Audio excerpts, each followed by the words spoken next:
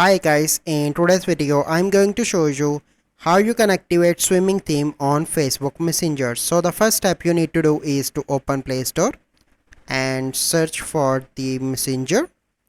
So click on that and you need to update your Messenger application by clicking on this update. So once you complete the update, you need to go back and you need to open the Messenger application.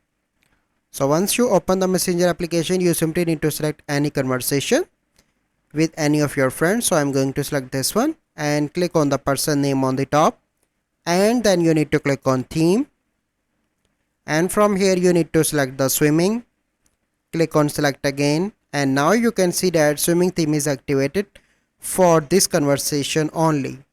So this is the process. I hope you find this video helpful. If you find this video helpful, must like this video, subscribe to our YouTube channel for future videos. We'll see you in the next video.